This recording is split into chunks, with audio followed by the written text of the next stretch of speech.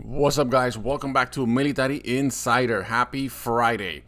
It looks like nobody is safe on the streets no more. We had another incident this past Wednesday at a Dallas ICE facility when a guy shot and killed an immigrant and a ICE agent where they were dropping off some detainees early in the morning. So let's go right into the report from military.com. Man who fired on ICE facility hated U.S. government. South to kill federal agents, officials say. So pretty much this guy was he was right here on this building. It's pretty much just a building right across the street from the ICE facility where the agents were dropping off some detainees early in the morning. So according to this report, the shooter climbed up to that roof probably around 2 or 3 a.m. in the morning, and he waited for 2 or 3 hours for those agents to drop off those detainees. Let's read the report real quick.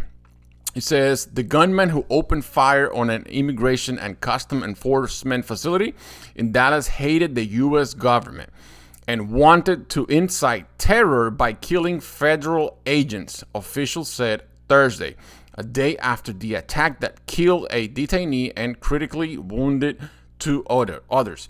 So pretty much he killed a detainee and wounded two other people. So the gunman who fatally shot himself also left behind a note saying that he hoped the attack will give ICE agents real terror, the FBI director said Thursday. I don't know what's going on, but this month, specifically this month after the Charlie Kirk assassination, we've seen a lot of hated violence across the country, and that is not good, guys. That is not good. The post by Kash Patel on the social platform X offered the first hint of a motive behind the shooting on Wednesday that targeted the ICE building, including a van in a gated entryway. The detainees were in the van. No ICE personnel were wounded. So this is the post that Director Patel posted on X. It says FBI Dallas and FBI headquarters have been working 24/7 to seize devices, exploit data, and process writings obtained on location and in the subject's person, residence, and bedroom. This FBI is committed to providing timely update as promised. You know, the FBI, they can crack any system, and they did that in a timely manner. So look at this. The perp downloaded a document titled Dallas County Office of Homeland Security and Emergency Management, containing a list of DHS facilities. So pretty much this guy was doing a recon about the DHS facilities around his area. He conducted multiple searches of ballistics and the Charlie Kirk shot video between September 23rd and September 24th. So I'm assuming he was getting some ideas to get this event done. So between August 19 and August 24, he searched apps that track the presence of ICE agents. This is pretty, I want to say this right here, the search apps that track the presence of ICE. I don't know who came up with that brilliant idea, but this is putting these agents in danger. They are wearing the uniform proudly, and they are they being targeted right now. Those people are family. Those are dads, moms, sister, cousins that they're doing their job to protect our country, and now they've been targeted. One of the handwritten notes recovered read, "Hopefully this will give ICE agents real terror. To think, is there a sniper with AP rounds on that roof?" AP rounds, for those of you that don't know, AP rounds means armor piercing, pretty much a bullet that can go through a armor vest. Okay. Further accumulated evidence to this point indicates a high degree of pre-attack planning.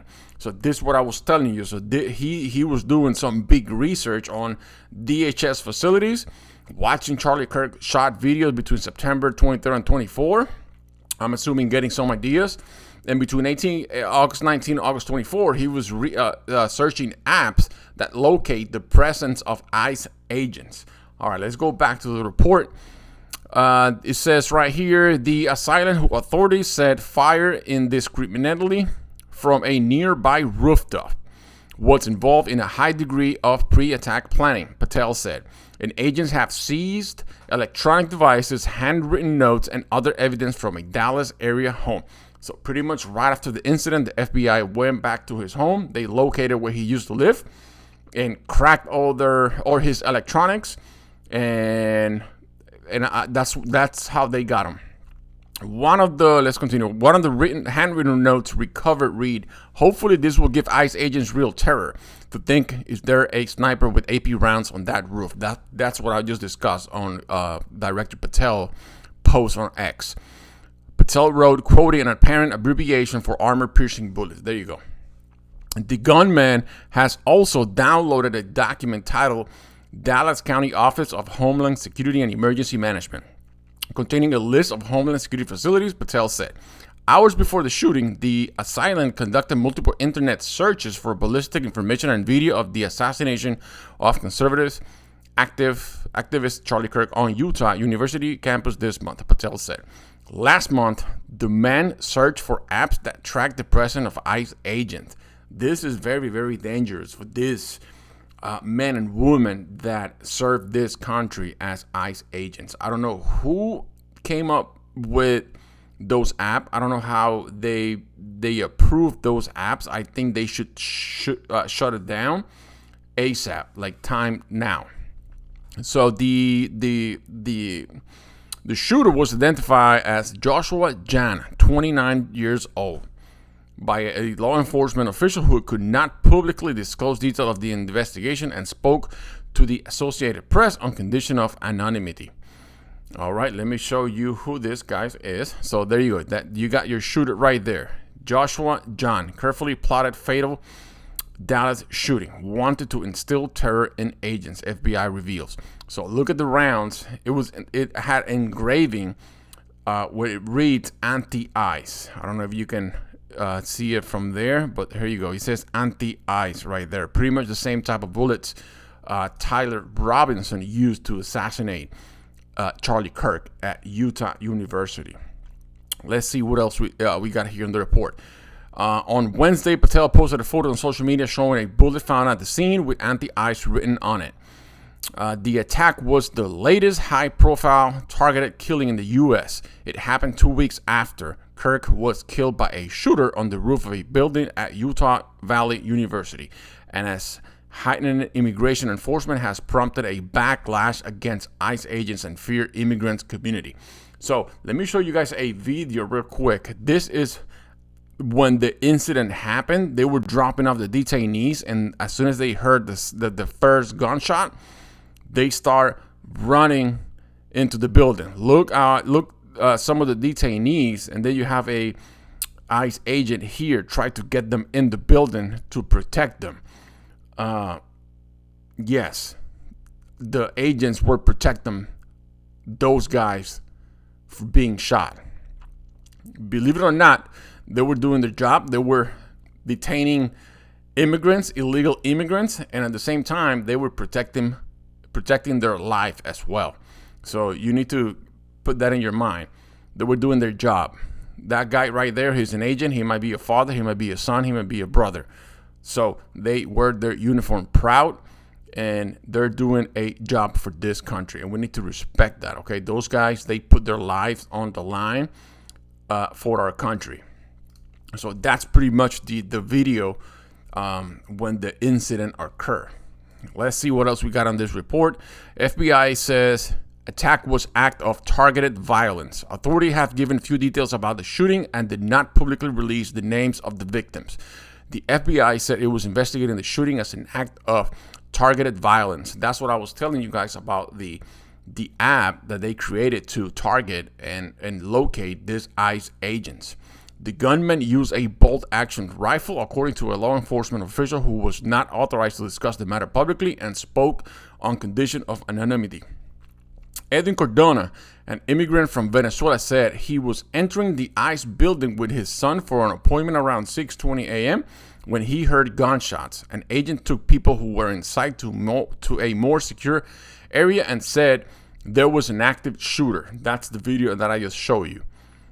Let's see. Who was the gunman? Hours after the shooting, FBI agents gathered at a home in suburban Fairview outside Dallas that public records link to John. The house sits on a 3-line cul-de-sac in a neighborhood dotted with 1- and 2-story brick homes. The street was blocked by a police vehicle. Sorry. And officials wearing FBI jackets could be seen in the front yard. A spokesperson for College in nearby McKinney said via email that Joshua Warren studied there at a various time between 2013 and 28. In late 2027, John drove cross country to work a minimum wage job harvesting marijuana for several months, said Ryan Sanderson, owner of Legal Cannabis Farm in Washington State. This is something that the actual Director Patel called for an end to political violence. Shortly after the shooting and before officials said at least one victim was detainee, Vice President J.D. Vance posted on X that the obsessive attack on law enforcement, particularly ICE, must stop. So this was what I was telling you guys about the political violence coming from the left or the right. It doesn't matter at this moment. I think violence is wrong, even if we disagree on political views or religion beliefs or any type of difference that we have. We cannot. Violence should not be the solution. It should be talking. It should be discussing. It should be debating, like the same way Charlie Kirk was doing at his rallies, and ended up taking his life away from us. And I don't believe in violence. I think everything should be. I think the solution should be communicating to each other and obviously respect for each other. I think in this country we have a very, very bad situation in regards violence because you don't agree in my beliefs or you don't agree how I think. And I think it should be respect coming from both sides, left and the right. I hope you guys like this content. Make sure you hit that like, that subscribe. I'll appreciate you guys, your support, and we'll see you on the next one. Stay safe.